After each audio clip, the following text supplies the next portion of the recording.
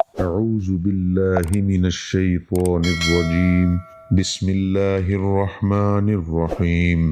محترم بھائیوں اور بہنوں، اس وظیفے کو اگر آپ سچے دل سے مکمل کر لیتے ہیں تو آپ جو اللہ تعالیٰ سے مانگو گے اللہ تعالیٰ آپ کو عطا فرمائے گا۔ دولت مانگو گے تو آپ کے پاس دولت ہی دولت ہوگی، آپ دیکھ کر حیران رہ جائیں گے۔ محترم بھائیوں اور بہنوں، انسان کسی ضرورت کے لیے، کسی کام کے لیے پریشان ہو جاتا ہے، اس کو بہت جلد کچھ پیسوں کی ضرورت ہوتی ہے، کچھ رقم کی ضرورت ہوتی ہے، وہ اس کام کے لیے بڑی کوشش کرتا ہے، اپنے دوست احباب سے ملتا ہے، رشتہ داروں سے ملتا ہے، جہاں کوئی ملازمت کر رہا ہے ان سے ذکر کرتا ہے، میرا یہ کام ہے، یہ میرا معاملہ ہے، اس کے لیے مجھے کچھ رقم کی ضرورت ہے، آپ میرے ساتھ کچھ تعاون کریں، میری کچھ مدد کریں، بطور قرض مجھے دیں، آپ کو آہستہ آہستہ کر کے، تھوڑے تھوڑے کر کے یہ ادا کر دوں گا۔ یا کسی ادارے میں کام کرتا ہے، وہاں درخواست دیتا ہے کہ مجھے اتنا لون دے دیں تاکہ میں اپنا یہ کام کر لوں، اپنی ضرورت پوری کر لوں، لیکن ہر طرف سے اسے مایوسی ہی مایوسی ہوتی ہے، کہیں سے اس کا کام بنتا نظر نہیں آتا، بڑا پریشان ہوتا ہے۔ اب کیا کروں؟ میں نے نہ کوئی دوست چھوڑا، نہ کوئی رشتہ دار چھوڑا، اور جہاں کام کرتا ہوں اس مالک سے، اس ادارے سے بھی میں نے بات کی، لیکن کام کہیں سے نہیں بنا۔ جب ہر طرف سے عاجز ہو کے اللہ کی بارگاہ میں جاتا ہے، اللہ رب العزت اتنی رحمت والے ہیں، اس بندے کو کبھی بھی مایوس نہیں کرتے۔ لیکن بات اصل یہ ہے کہ اللہ سے مانگنے کا طریقہ آ جائے، اللہ سے مانگنے کا سلیقہ آ جائے۔ اس میں رکاوٹیں کیوں ہوتی ہیں؟ جب ہم اللہ سے مانگتے ہیں کیوں دعا قبول نہیں ہوتی؟ بعض لوگ تو بڑی آسانی سے کہہ دیتے ہیں، نہیں جی ہم نے بڑا عرصہ مانگا، ہمیں کچھ نہیں ہوا۔ یہ نہیں کہتے کہ اس میں ہماری کوئی غلطی ہوگی، اس طرف نہیں ذہن جاتا، بس یہی کہتے ہیں بڑا مانگا۔ حالانکہ آپ صلی اللہ علیہ وآلہ وسلم نے فرمایا، جس بندے کا رزق حلال نہیں ہے وہ جتنی بھی دعائیں کرے اس کی دعا قبول نہیں ہوتی۔ ایک لقمہ حرام کا پیٹ میں چلا جاتا ہے تو 40 دن تک اس کی کوئی دعا قبول نہیں ہوتی۔ یہ بھی خیال کرنا ہوگا کہ ہمارا یہ کام کیسا ہے، اس میں کوئی سود کا پیسہ تو نہیں ہے، کوئی حرام کا پیسہ تو نہیں ہے، ہم جہاں کام کر رہے ہیں وہ ڈیوٹی ہم صحیح ادا کر رہے ہیں یا نہیں۔ 8 گھنٹے کی ڈیوٹی ہوتی ہے، 7 گھنٹے کام کر کے چھپ کے نکل آتے ہیں، اب 1 گھنٹہ جو اس نے کام نہیں کیا، معاوضہ تو پورا لیا، اب وہ پیسہ تو صحیح نہیں ہے۔ ان چیزوں کا ہم کہاں خیال کرتے ہیں؟ ان چیزوں کی طرف غور کرنا ہے، کھانا پینا لباس یہ ساری چیزیں دیکھنا ہے حلال کی ہیں یا نہیں۔ جب ساری چیزیں یہ صحیح ہوں گی، حلال کی ہوں گی، پھر اللہ سے مانگا جائے گا، اللہ دعاؤں کو قبول کریں گے۔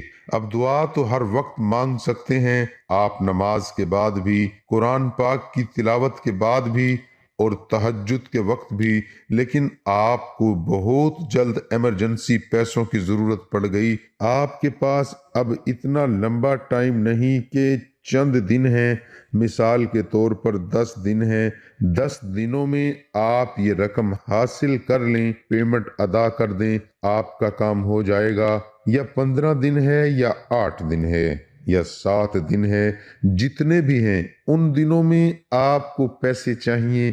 اب آپ نے کیا کرنا ہے؟ اللہ کی طرف آپ نے رجوع کرنا ہے، ہر چیز کا خیال کرتے ہوئے، اور اللہ سے آپ نے اس طرح مانگنا ہے، یا اللہ یا مالک یا وہاب یا رزاق۔